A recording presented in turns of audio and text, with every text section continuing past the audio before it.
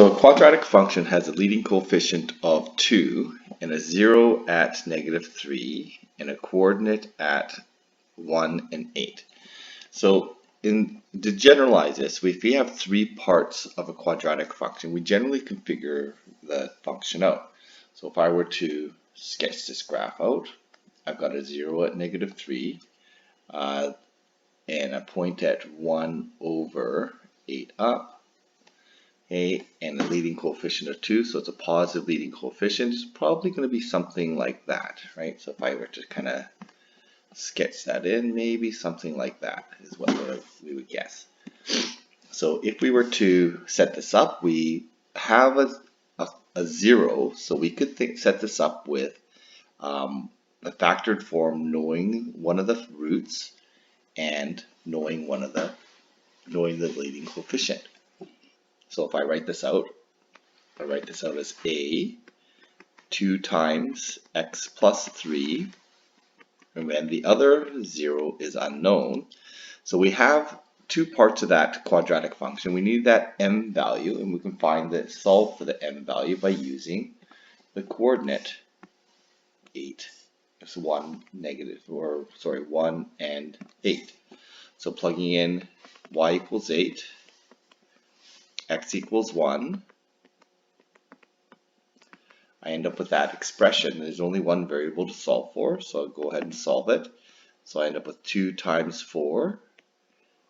We get 8, 1 minus m. Okay, we can solve this equation. We can see that m is equal to 1. M is equal to 0. M is equal to 0. So solving this, we end up with 0 equals -8m.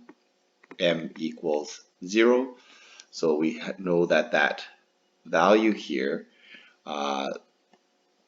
that m value is going to be 0, so it's going to cross the x-axis. It's going to look more like this. Okay, so that point is going to be there, so we know that's going to have a graph that looks more like that. Okay, so then I write my final equation, y equals 2x plus 3 times x. So this one here, the function is congruent to -1/2 x squared and has zeros at 0 and 4. Well, congruent means the same shape, and the a value is what determines the shape. Okay, so it's going to be upside down and vertically compressed. So if I were to write this equation, then we're going to use the same compression factor for the congruency, or the same shape, and writing in the zeros,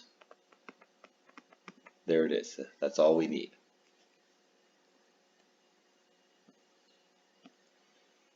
So for this one here, we have zeros that are rational values or fractional values. So we have 5 over 2 is one of the zeros. Now to come up with the factors from the fractions, it's always going to be back divided by front.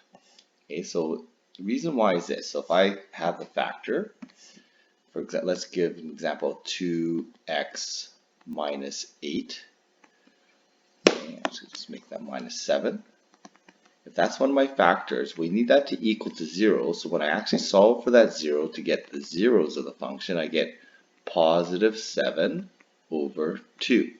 It's always the opposite sign of back divided by front. So this is my back, that's my front. Okay, so back, front. So my factors then look like this. 2x minus 5. Okay, this one's going to be back divided by front, so this is going to be 5x minus 1. Okay, so then I still need to make sure I count for my a value, and that's what the y-intercept is going to be used for. But just to highlight this, we have our back, okay, and we have the front. The front coefficient is going to be in the denominator. So solving for the a value, I plug in y is equal to -10 when x is 0. So I plug in x is 0. I get this expression. So I get 5a equals negative 10. So in this case, we have the a value is negative, and I can write my equation out now. Having solved for my a value as well, and again, we have to make sure we solve for the a value, right? We use this coordinate to solve for a. So a is equal to negative 2, and then we have our factors, 2x minus 5, 5x minus 1. It's always the back divided by front. Okay, that's going to be the back divided by the front.